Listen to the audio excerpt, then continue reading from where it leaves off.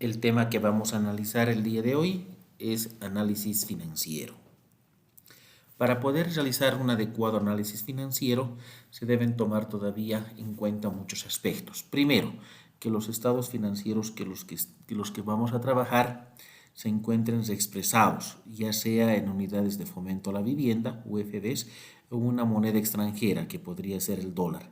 Es importante realizar esta actualización de tal forma que los estados financieros expresados a una determinada fecha sean comparables. Para empezar el análisis financiero, este puede basarse en 4 pilares fundamentales, que son los índices de liquidez, los índices de actividad, los de endeudamiento y de los de rentabilidad. Estos 4 pilares que se utilizan para realizar el análisis financiero, sin embargo, no son definitivos.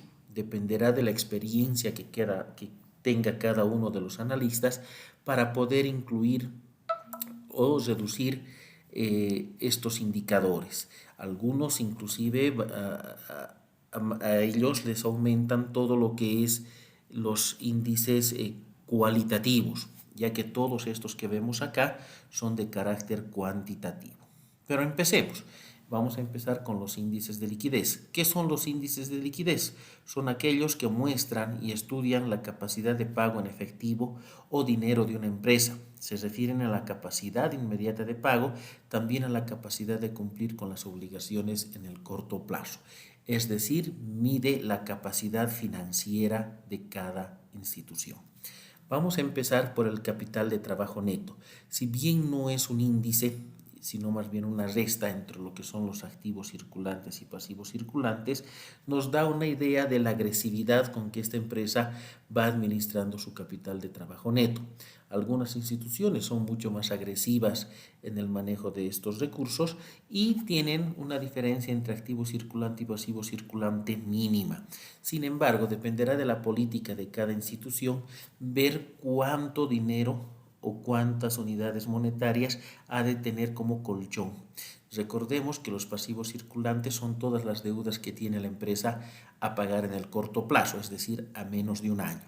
Todos estos indicadores suponen el hecho de que el día de hoy todos nuestros acreedores nos quieran cobrar. Activos circulantes está formado por el disponible, exigible y realizable que tiene la empresa y mide la capacidad entonces el capital de trabajo neto de pago de todas las deudas que tengamos en el corto plazo, asumiendo que todos nuestros acreedores el día de hoy quieran cobrarnos. La razón de circulante. La razón de circulante, también denominada razón de funcionamiento, es la relación entre el activo circulante y el pasivo circulante, es decir, todas las deudas en el corto plazo versus todos los recursos que tiene la empresa para cancelar también en el corto plazo. Algunos libros, particularmente los especializados en finanzas, hablan de una relación o de un estándar para esta razón de 2. ¿Qué significa eso? Que por cada peso, por cada dólar que debe a la empresa en el corto plazo, deberá tener 2 para cancelar. Para hacer un mejor análisis se van realizando algunas pruebas. Por ejemplo, se realiza la prueba ácida. ¿En qué consiste la prueba ácida? La prueba ácida consiste en restar del activo circulante todo lo que es el activo realizable, todo el inventario. ¿Por qué razón tendríamos que restar al activo circulante al inventario? Porque todavía no es dinero en efectivo, no es todavía dinero totalmente líquido y todavía podría demorar un buen tiempo en que se vuelva líquido. ¿Por qué este caso? En el caso de que el inventario, por ejemplo, que tengamos ya sea obsoleto, el inventario que tengamos no se esté pudiendo vender por algún motivo o el inventario sea muy especializado y de poca rotación. Además de que este inventario todavía podría pasar por cuentas por cobrar antes de volverse líquido. Todavía hay una prueba más dura que tiene que pasar la empresa. Habíamos visto la prueba ácida, ahora vamos a ver la prueba superácida, que es el índice de liquidez inmediata, también conocida como razón de disponible. La razón de disponible es el activo disponible, es decir, todo lo que tenemos en caja bancos sobre las deudas que tiene la empresa a pagar en un año. Estamos hablando de los recursos más líquidos que tiene la empresa. Algunos autores coinciden que este ratio debería ser de 1, que significa que por cada dólar que tiene la empresa, esta debe tener $1 para pagar con sus recursos más líquidos. También hay el margen de seguridad de capital de trabajo, que es la relación entre el capital de trabajo versus los pasivos circulantes. Pasemos a otro de los pilares del análisis de estados financieros, que son los índices de actividad. Los índices de actividad son aquellos que miden la eficiencia de las cuentas por cobrar y por pagar, la eficiencia del consumo de materiales, la producción de ventas, de activos, etc. El primer índice que tenemos acá es la rotación de inventarios, que es costo de ventas sobre inventarios. Recordemos que el costo de ventas está formado por el inventario inicial más las compras menos el inventario final. En algún momento este costo de ventas ha de ser muy alto o ha de ser muy bajo. Podemos comparar este indicador simplemente con empresas del mismo sector o la misma empresa en el tiempo. El periodo promedio de cobro. ¿Qué es el periodo promedio de cobro? El periodo promedio de cobro es la cantidad de días que tarda la empresa en cobrar. Tenemos entonces acá las cuentas por cobrar dividido entre las ventas por medio día, es decir, las ventas que tiene la empresa dividido entre 360. Lo ideal es que este periodo de promedio de cobro sea lo más corto posible, de tal forma que no afecte la liquidez de la empresa. Sin embargo, dependiendo del rubro del negocio, este periodo promedio de cobro tendrá que ajustarse a las características del negocio o del sector. El periodo promedio de pago es la cantidad de días en que la empresa tarda en pagar. ¿A qué es igual? A las cuentas por pagar que tiene la empresa, a todos estos sus proveedores, dividida entre las compras promedio día. Las compras promedio día son parte del costo de ventas. Recordemos que es inventario inicial más compras menos inventario final. Normalmente, si hacemos el análisis de los estados financieros finales, este dato no se encuentra de forma explícita en estos estados, por lo que habrá que averiguar dentro del departamento de contabilidad qué porcentaje o qué proporción del costo de ventas implica esta situación. No obstante, algunos analistas toman un promedio, un porcentaje, para poder realizar el cálculo correspondiente. La rotación de activos totales, este índice es muy importante, también conocido como el RAT, que mide las ventas sobre los activos totales. Mientras más alto sea este índice, mucho mejor. Significa que la eficiencia de los activos totales en relación a sus ventas realmente son importantes o son altos. En empresas pequeñas de barreras de fácil entrada y salida, normalmente este RAT es bastante alto. Sin embargo, en las empresas grandes que tienen mucho activo, la rotación de activos totales es mucho más baja y no es comparable entonces con otras empresas más pequeñas. Los índices de endeudamiento. Los índices de endeudamiento son muy importantes para verificar el grado de apalancamiento que tiene la empresa y para verificar si puede aún endeudarse más.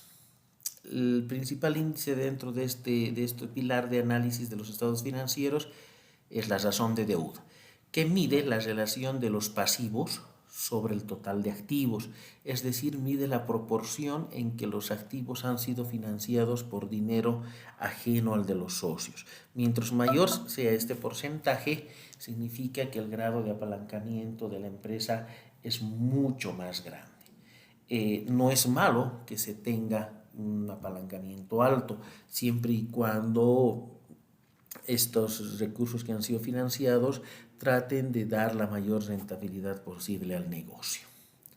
También tenemos el índice de protección al total del pasivo, que es el patrimonio sobre los pasivos totales. Si este índice es mayor a 1, significa que una mayor proporción de los activos han sido financiados con dinero propio.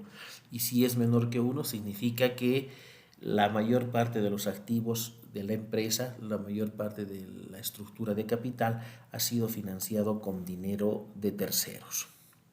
Otro ratio importante es el RSPI, que es la razón de la capacidad de pago de intereses que tiene una empresa, que es la utilidad antes de intereses e impuestos que tenga la institución, el UAII, sobre los intereses. Mientras más alto sea este indicador, es mucho mejor, significa que la solvencia de la institución es importante. la capacidad financiera de la institución es importante. Si este índice, por ejemplo, fuese 1, significa que todos los recursos que genera la empresa durante un periodo están sirviendo simplemente para pagar los intereses. Y peor aún, si este indicador fuese menor a 1, significa que la empresa no tiene la capacidad en este momento de siquiera estar pagando los intereses que le corresponde del financiamiento realizado por terceros. Tenemos el índice de endeudamiento a largo plazo y el índice de endeudamiento a corto plazo. Es importante que la empresa pueda endeudarse, sin embargo es preferible que este endeudamiento sea a largo plazo, sea mayor a un año. ¿Por qué? Porque normalmente cuando las deudas son a mayor plazo la tasa de interés es menor y además de que no comprometería la liquidez de la empresa, no habría presión sobre la liquidez, que es un aspecto muy importante que se debe tomar en cuenta, ya que nunca debe faltar la liquidez en una empresa. Ya para terminar, vemos la última columna de análisis financiero que está referido a los índices de rentabilidad. Veremos de qué trata. Primeramente tenemos el margen de utilidad bruta, que es la relación de las ventas menos el costo de ventas sobre las ventas, o el margen de utilidad bruta es la utilidad bruta sobre las ventas. Acá en la parte de costo de ventas, si es una empresa industrial, habría que cambiar, en vez de costo de ventas, tendría que ser costo de producción. Mientras más alto sea este indicador, mucho mejor para la institución. Margen de utilidad operativa. Habíamos restado en el anterior indicador a las ventas todo lo que es el costo de ventas o costo de producción. Si a ese saldo, es decir, a la utilidad bruta, restamos todas las operaciones que tiene la institución, sueldos, salarios, gastos en publicidad, mantenimiento, es decir, todas aquellas que son propias del giro del negocio, nos quedamos con la utilidad operativa. Entonces, este indicador nos mide la utilidad operativa que tiene la empresa sobre las ventas. Al igual que en el anterior ratio, mientras más alto sea este indicador, mucho mejor. Finalmente, después de haber restado costo, gasto, intereses e impuestos, tenemos la utilidad neta de la institución, la utilidad de la gestión, y dividimos entre las ventas. Es importante que este indicador sea lo más alto posible para que el margen de utilidad que disponga la institución sea el mayor. Ahora entramos a lo que es el ROA. El ROA es el retorno sobre activos que tiene la empresa. Este indicador es muy importante para determinar el trabajo que ha realizado la gerencia con todo su plantel ejecutivo. Recordemos que los dueños de las empresas, los accionistas, entregan todos los activos a un gerente, a un plantel ejecutivo, con la finalidad de obtener la mayor cantidad de utilidad posible. Entonces, el ROA, en definitiva, va a ser un indicador que nos ha de mostrar la eficiencia del trabajo de la gerencia, la eficiencia del trabajo del plantel ejecutivo. El ROI es el indicador que más le interesa al accionista, que más debe ser utilizado por los propietarios, que mide la utilidad neta que ha generado la empresa versus el capital contable, versus el patrimonio. Mientras más alto sea este indicador, significa que el rendimiento del dinero de los accionistas es más grande. Finalmente, si es que dependiendo del tipo de sociedad que se tenga, los índices de utilidad por acción, el UPA, es la relación entre la utilidad neta y el número de acciones. Estas acciones pueden ser ordinarias, pueden ser preferentes. Es una buena señal dentro de las instituciones que se puedan repartir acciones porque muestran una transparencia y muestran el grado de rentabilidad que cada una de las acciones está generando. Finalmente tenemos el índice de rendimiento sobre los activos fijos, que es la utilidad neta sobre el activo fijo neto de la institución. Recordemos que el activo está formado, total activo de una empresa está formado por todo lo que es el activo corriente, el activo a corto plazo, y el activo no corriente, el activo a largo plazo que tiene la empresa. Dentro de este activo a largo plazo, uno de los principales componentes es el activo fijo. Pero que por efecto de la depreciación va perdiendo su valor. Por eso es que debemos tomar acá en cuenta el activo fijo neto que tiene la institución. Eso es todo por hoy. Podemos realizar cualquier consulta a esta dirección de correo electrónico o a este número de WhatsApp. Muchas gracias.